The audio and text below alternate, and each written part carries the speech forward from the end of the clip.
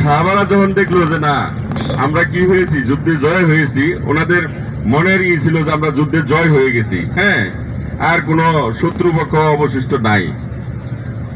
তো তখন ওনারা ওই তখনকার সময় গনিমতের মাল জায়েজ ছিল, খাওয়ার জায়েজ ছিল।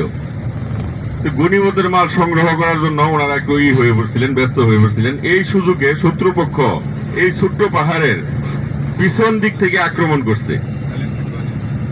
পিছন দিক থেকে আক্রমণ করার কারণে 70 জন সাহাবাহিনী কি হয়েছে, শহীদ হয়েছে। এটা ছোট্ট একটা ভুল ছিল। সেটা হচ্ছে যে ভুল এটাই যে যে কমান্ডটা দেওয়া হয়েছিল সেই কমান্ডটা মানে নাই।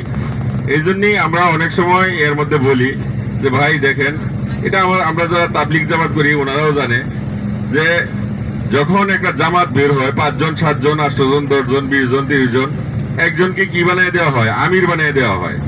আর আমিরের কথা মাইনে চলা একবারে ফরজ। তখন আমিরের কথা যদি না মানে তাহলে ওই দলের জন্য সবার জন্য কষ্ট আসে। আমিরের কথা শুনতে হবে। যেমন এটার জ্বলন্ত প্রমাণ ছিল এই উহুদের যুদ্ধ। সেনাপতির কথা ওনারা কি করে নাই, মানে নাই বলতে এভাবে বলা যাবে না, এভাবে বললেও সমস্যা। একটু অমান্য করেছিল, অল্প একটু অমান্য করার কারণে বিরাট বড় একটা ক্ষতি হয়ে গেছে। 70 জন সাহাবা, চারটিখানি কথা না। যাই হোক, আল্লাহ তাআলা আমাদের সৃষ্টিটাই তো ভুলের মাধ্যমে। আমরা তো আসলে বেহেশতি, আমরা প্রত্যেকটা মানুষই বেহেশতি। কারণ আমরা তো এই দুনিয়ার জগতে আসার কথা ছিল না। আদম হাওয়া যদি আদম আলাইহিসসালাম যদি ওনারা কি করতো না, গন্ধম না খাইতো, তাহলে তো আমরা এই দুনিয়াতে আসতে হইতো না, জান্নাতেই আমরা থাকতাম। কিন্তু এটা হলো আল্লাহর অশেষ কেরামতি যে আল্লাহ যে কোনো ওয়েতে দুনিয়া কায়েম করবে, দুনিয়ার ভিতরে পক্ষ বিপক্ষ সৃষ্টি করবে, পরীক্ষা নেওয়ার জন্য প্রশ্ন দিয়ে দিবে, প্রশ্নপত্র পাশ করে দিবে। এগুলি আল্লাহর খেলা। আমরা দুনিয়ার পরীক্ষায় প্রশ্ন জানি না, কিছু না, তারপরেও যে পরীক্ষা দিই। 100তে এমনও ছাত্র আছে যে 98, 99, 100 পায়, এরকম ছাত্র আছে। কিন্তু আখিরাতের যে প্রশ্ন, এটা আল্লাহ তাআলা যেদিন থেকে সৃষ্টি করছে, এরপর বুঝনাদার হওয়ার পর থেকে আপনাকে কি করে দিছে, প্রশ্নপত্র পাশ করে দিছে। অথচ আমরা এই পরীক্ষায় ফেল করব। প্রশ্নের উত্তর জানি, প্রশ্ন জানি, সব কিছু জানার পরেও আমরা কি করব, ফেল করব। এই জন্যই কিন্তু আমাদের কি করা, এই যে আল্লাহর ঘর বাইতুল্লাহ, নবীর মসজিদ, মসজিদে নববী, এখানে আইসা আমাদের কান্নাকাটি করা।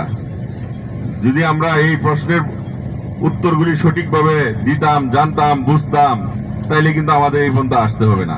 আমরা প্রশ্ন জানি, উত্তর জানি, তারপরেও সঠিকভাবে কিভাবে আমরা উত্তরগুলি প্রেজেন্ট করব, উপস্থাপন করব, সেটা আমরা জানি না।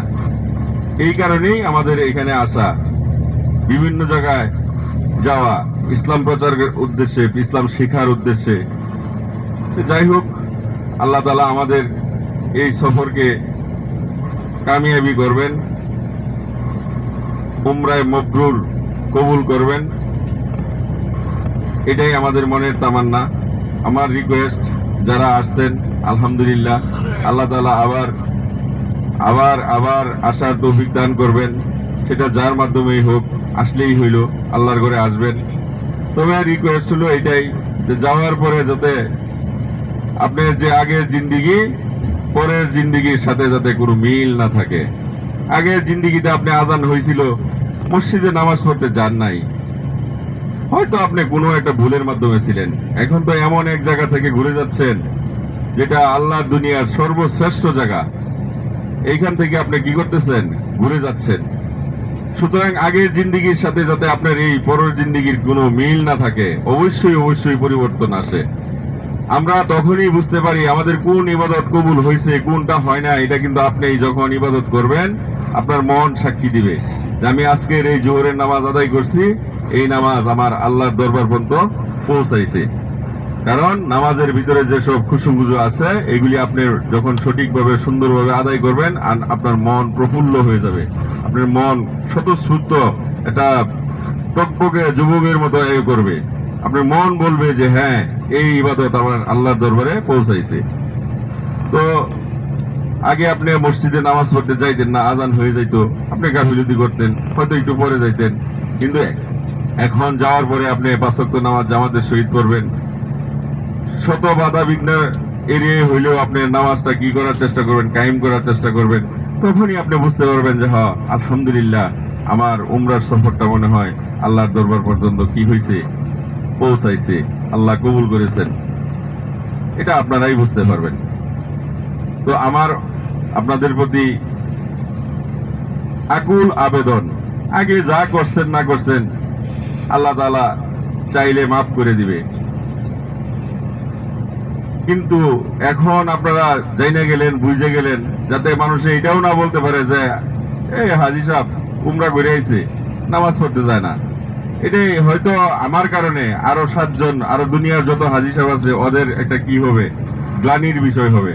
হাজী সাহেব যখন বলবে তখন কিন্তু এই আল্লাহর দুনিয়াতে যত হাজী সাহেব আল্লাহর ঘরে আসছে, আল্লাহর মেহমান হয়ে আসছে, সবার উপরে এই কথাটা বর্তাবে, এই হাজী সাহেব উমরা করে আসছে, হজ করে আসছে, নামাজের আজান হয়েছে, মসজিদে নামাজ চলতেছে, নামাজ পড়তে যায় না। দেখ, আলহামদুলিল্লাহ, আল্লাহ তাআলা যেন আমাদের সকলকে সঠিক বুঝ দান করেন, আমিন। আসসালামু আলাইকুম ওয়া রাহমাতুল্লাহি ওয়া বারাকাতুহু।